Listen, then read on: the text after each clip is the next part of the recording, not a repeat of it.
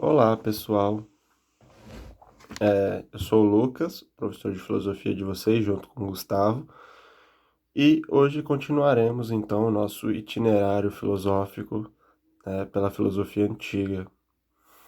Lá nas primeiras aulas a gente tratou o que é a filosofia, né?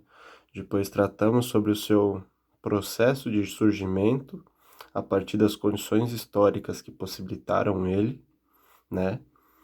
Daí tratamos sobre os filósofos naturalistas ou pré-socráticos, filósofos cosmológicos, que são aqueles que buscavam por uma arqué, por um princípio primordial que os possibilitasse explicar os fenômenos naturais, a origem do cosmos. Existe uma palavrinha em grego que reúne essas preocupações desses filósofos, que é a kínesis, que é o movimento, que é o processo de devir, nada mais do que isso. Como que, por exemplo, se pode explicar o processo de nascimento, desenvolvimento e declínio de uma árvore, por exemplo, né? O processo de transformação, de mudança da sua coloração, por exemplo. O movimento, ele não é só um movimento espacial, mas um movimento aqui que eu quero dizer é temporal, de devir, de transformação, de mudança, sobretudo. Depois passamos ao período seguinte, né? Período antropológico ou socrático, em que aparecem as filosofias, sobretudo do Sócrates e dos sofistas, para caracterizar esse período. Quando a filosofia ela muda o seu eixo de reflexão dos problemas naturais, principalmente, né, que é tratada no período pré-socrático, para os problemas humanos sociais.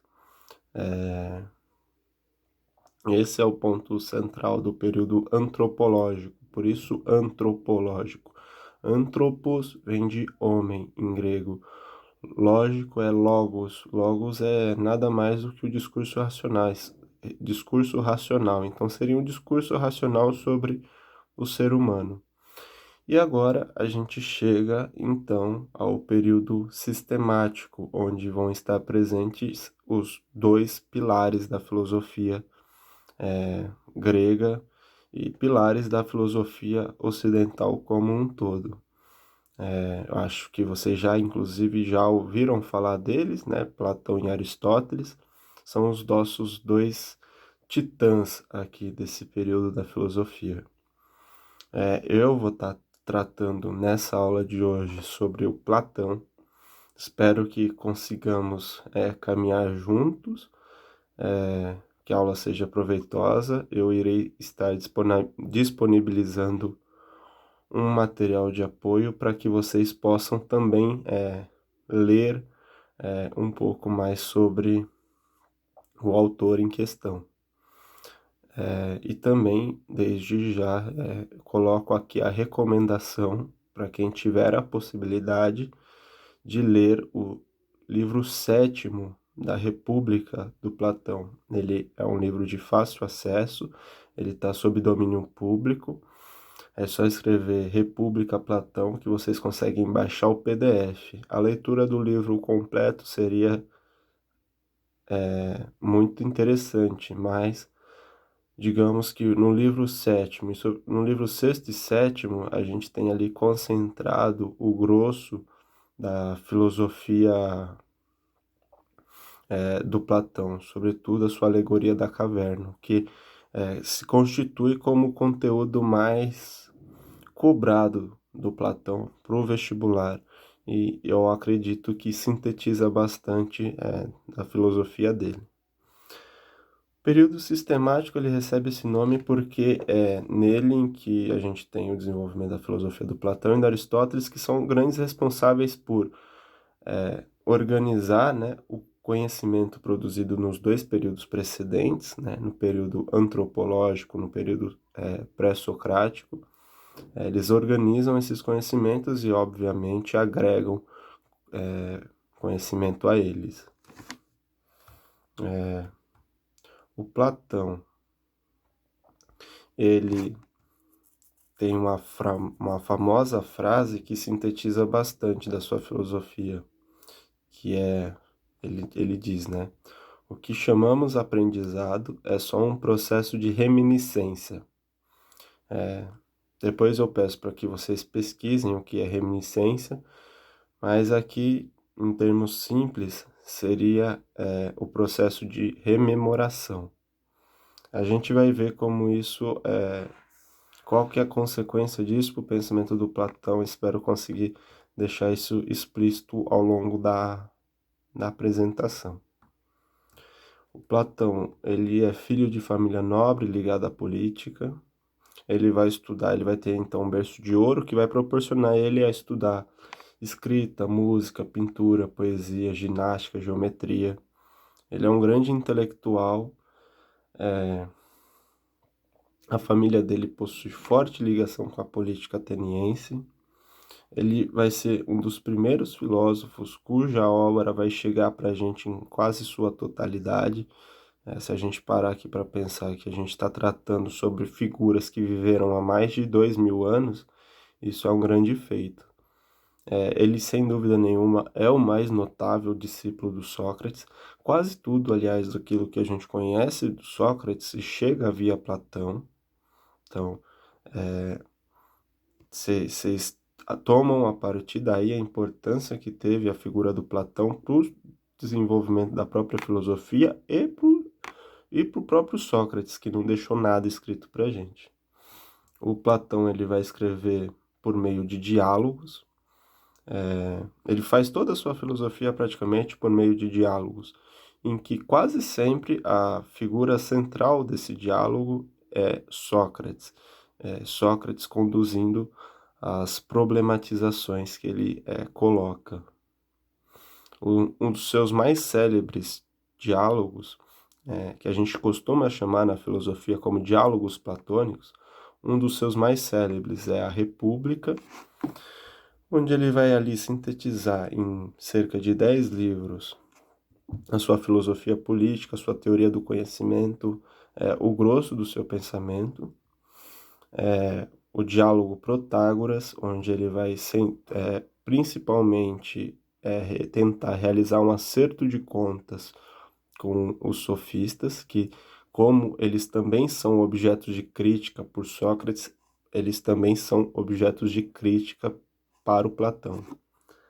Um outro diálogo muito célebre, né, muito aclamado, é a Apologia de Sócrates, em que o Platão vai narrar o processo de julgamento do Sócrates. Bem interessante, né, para a gente, por curiosidade histórica mesmo, para entender como que foi esse processo de condenação do Sócrates. O Fedro, o Timeu, o Banquete e o Menon.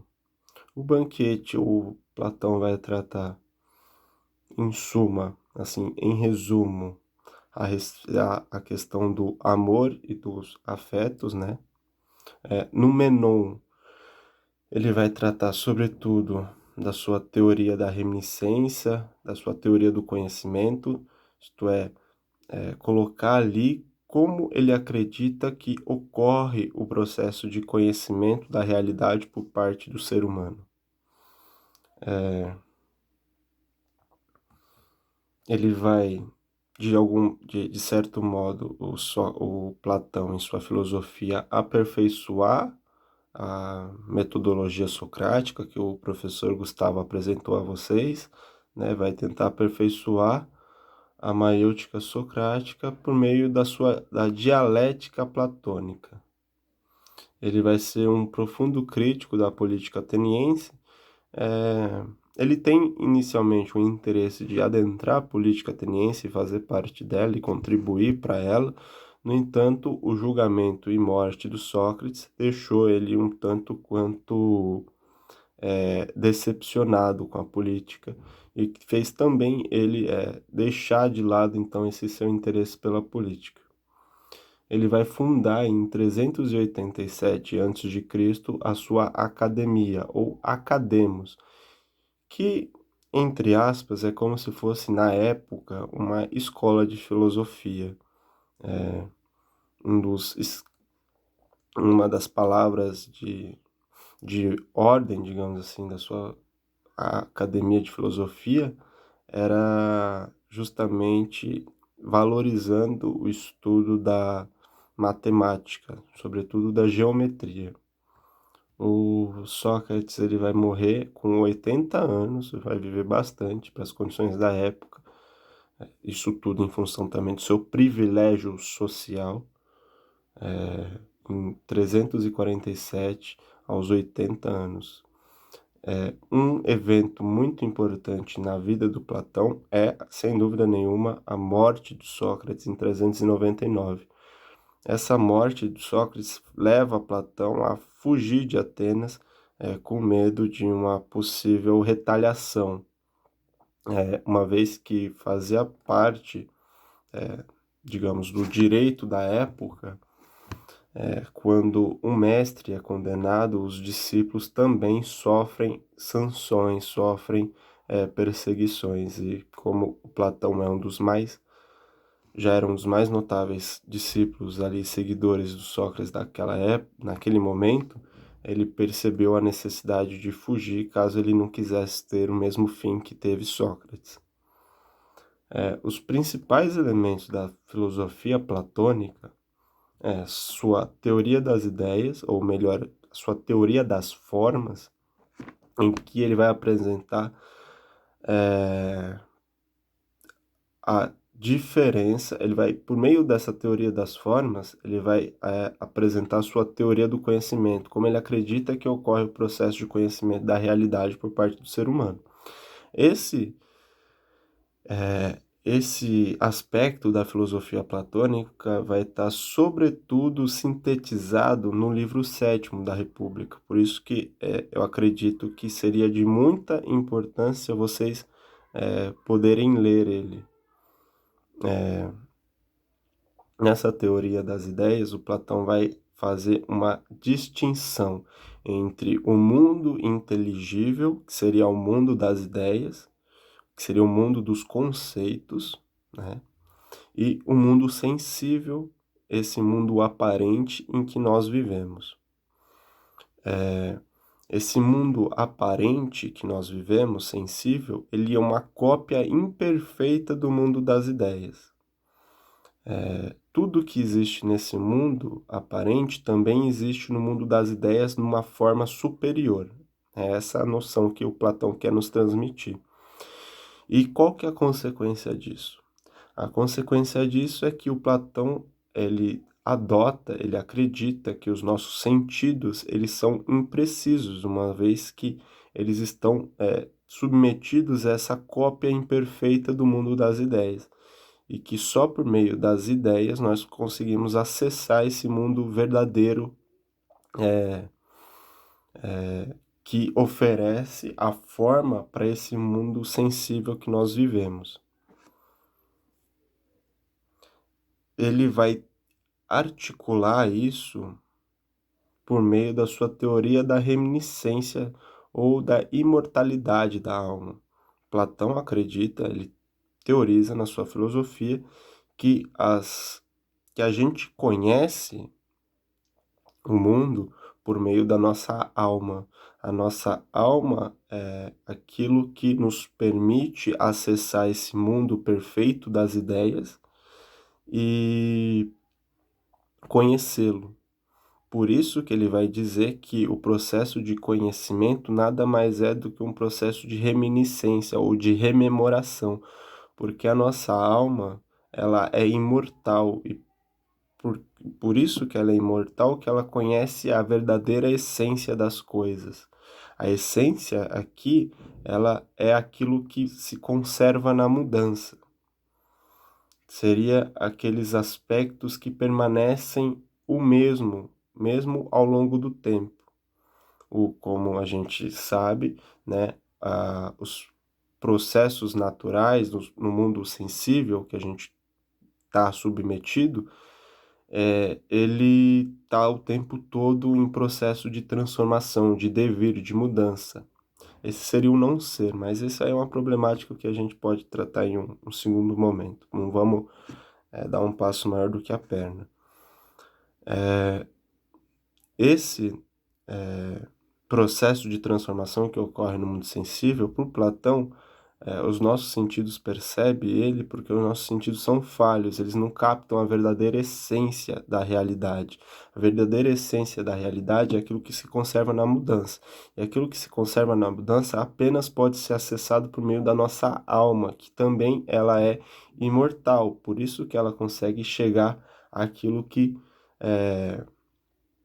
não está submetido ao tempo, ao devir. Ela consegue captar a essência imutável das coisas.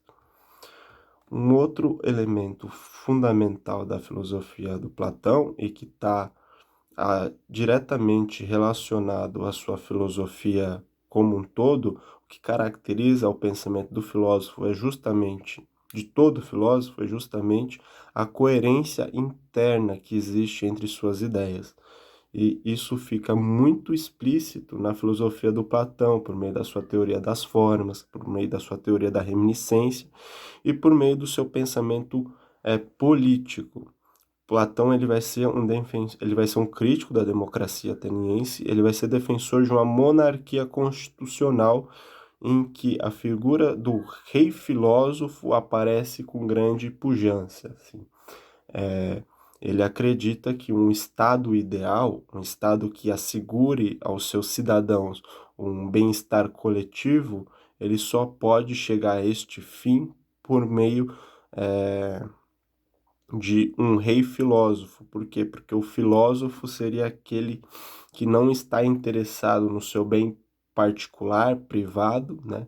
Mas sim interessado nas questões mais importantes. E as questões mais importantes, no que tange a política, se refere ao bem-estar coletivo, ao bem-estar comum da sociedade.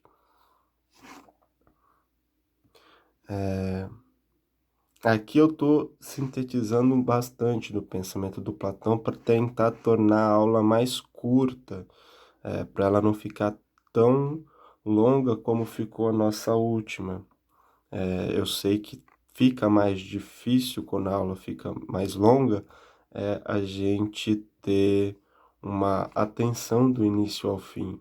Por isso que eu estou tentando fazer dessa forma, mais sintetizado, mas está presente no texto que eu vou disponibilizar para vocês uma explicação mais pormenorizada de cada aspecto desses.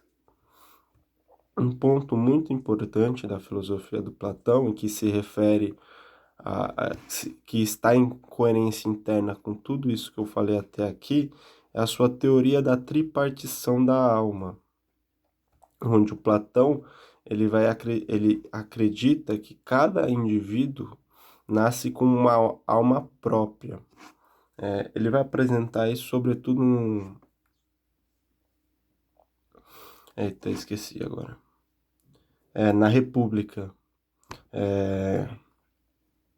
A sua teoria da tripartição da alma, em que ele vai apresentar três formas de alma e que está diretamente relacionada com a forma de sociedade ideal que ele acredita. Que a gente vai ver que, eu acho, vocês vão perceber os problemas que essa teoria política apresenta. O Platão ele vai dividir a nossa alma em três tipos. Todos nós nascemos com esses três tipos de alma, só que ao longo da vida, uma delas vai ganhando mais preponderância sobre as demais. A gente tem a parte que seria concupiscente da alma, situada no ventre e ligada aos desejos carnais, ligada aos desejos sensíveis. A gente tem uma outra parte da alma que o Platão vai chamar de irascível e que está situada no peito. Ela é vinculada às paixões, como, por exemplo, a ira ou a raiva, né? E a terceira parte da alma, a parte racional, ela está situada na cabeça e ela é relacionada ao conhecimento, a nossa capacidade de desvendar a essência por detrás da aparência da realidade. Essas três formas de alma, essas três partes de alma, elas vão estar diretamente relacionadas às capacidades e habilidades dos indivíduos. E, segundo o pensamento político do Platão, essas almas elas devem organizar a sociedade. Por exemplo, os produtores da sociedade, né, aqueles responsáveis pela produção econômica, como os artesãos, como os agricultores, os criadores de animais, esse grupo corresponderia, no pensamento do Platão, à alma concupiscente, que seria aquela mais apropriada para esse, digamos, ramo de atividade. Enquanto que os responsáveis pela defesa da cidade-estado, defesa da sociedade, seriam os soldados, né? E eles teriam uma maior preponderância, na teoria do Platão, da alma irascível. Vocês percebem a coerência interna que existe no pensamento? E a terceira parte da alma, a racional, ela seria a parte responsável pelos governantes. Aqueles que tivessem a alma racional se sobrepondo sobre as duas outras partes da alma, seriam os, digamos, aqueles que teriam por vocação o direito de ser o governante da cidade-estado. E esse grupo, sem dúvida nenhuma, corresponderia à alma racional e, por consequência, corresponderiam também aos filósofos. E por isso que, então, o Platão vai defender essa ideia de uma monarquia constitucional, portanto, não é a monarquia em que o poder do rei filósofo ele é ilimitado, ele está sujeito a uma constituição, ele está sujeito a um grupo de sábios, de outros filósofos que o aconselhariam nesse seu processo de governar. O Platão ele vai acreditar, ele vai defender que a justiça se refere aqui ao bem comum. E este bem comum ele vai depender do equilíbrio entre esses três grupos sociais. Ele vai ter uma passagem na República que ele vai dizer o seguinte: um acordo perfeito entre os três elementos da alma, assim como entre os três tons extremos de uma harmonia, o mais agudo, o mais grave, o médio e os intermediários, se houver, e que legando-os uns aos outros se transforme de múltiplo que era em uno, moderado e harmonioso. Uno aqui é a vida é o Estado, encontra essa forma de organização da vida social. E, como vocês podem ver, moderado e harmonioso. E que em todas essas ocasiões considere justa e honesta a ação que salvaguarda, isto é, que protege e contribui para completar a ordem que implantou em si mesmo, a ordem política que foi colocada, né? As consequências políticas disso, vocês imaginam, né? Que nada mais é do que uma filosofia política absolutamente aristocrática. Aris vem de um termo grego que significa os melhores. Cracia é governo, seria o governo dos melhores. Pode ter consequências boas, né? Porque seriam os mais bem preparados, mas também poderiam ter consequências elitizantes. A respeito da teoria do conhecimento do Platão, que vai ficar muito expressa a partir da sua alegoria da caverna, eu acredito que todos já tenham tido algum contato, mas em resumo, nela o Platão vai apresentar a sua teoria do conhecimento, né? Suponhamos que aquilo que nós temos contato do mundo é só sua aparência, que aqui na alegoria da caverna vai se apresentar para nós através das sombras transmitidas na parede da caverna. Imaginem que nós estamos presos numa caverna com os nossos braços e pernas também presos. A gente não consegue um outro ponto de vista, um outro lugar para olhar esses reflexos na parede. A gente nasceu nessa condição e, portanto, a gente toma essa realidade aparente como a verdadeira realidade. A gente toma essas sombras que aparecem na parede, né? Essas cópias imperfeitas da verdadeira realidade como a realidade em si mesma. Até que em um momento aparece uma pessoa, dentre essas que estão presas na caverna, ela consegue com muita luta, com muito trabalho, se desvencilhar dessas amarras e consegue perceber que existe uma luz vindo de fora da caverna. E ela vai ao encontro, então, dessa luz. Com muita luta, com muito esforço, ela consegue se libertar da caverna e sair da caverna, enquanto os demais estão lá ainda. E quando ela sai da caverna, ela toma contato com a realidade, digamos, tal como ela a realidade sem ser aparente, mas a realidade essencial das coisas, e a pessoa num primeiro momento, ela tem aquele choque, né, do contato com a realidade.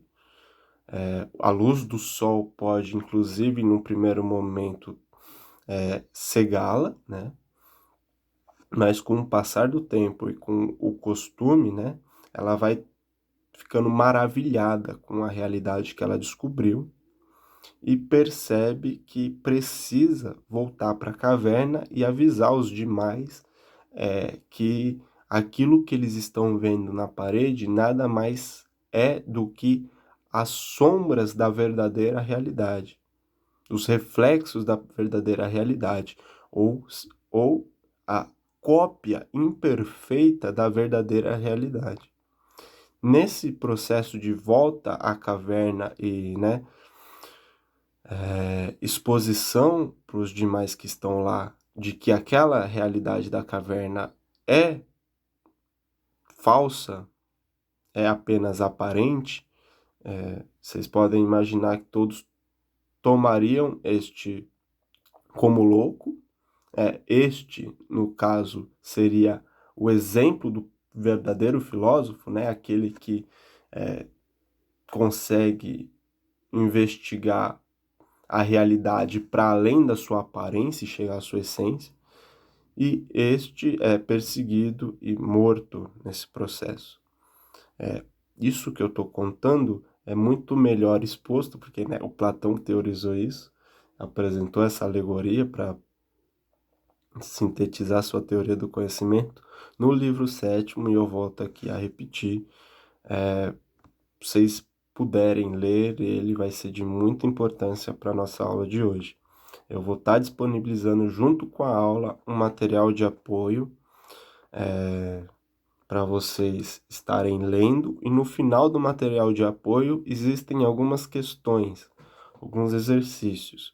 Eu peço que vocês o façam e enviem para o meu e-mail. O meu e-mail é lucas.bb.martins.toniato. Eu vou ditar Toniato. Toniato, @gmail.com. Repetindo, lucas.bb.martinstoniato@gmail.com. BB aqui é dois Bs mudos, como abreviação, por exemplo, de Banco do Brasil. Espero que tenhamos conseguido caminhar juntos nessa aula, e até a próxima. Qualquer dúvida, dificuldade que venha a surgir, entre em contato conosco, comigo, Lucas, e com o outro professor, Gustavo, de filosofia. Até!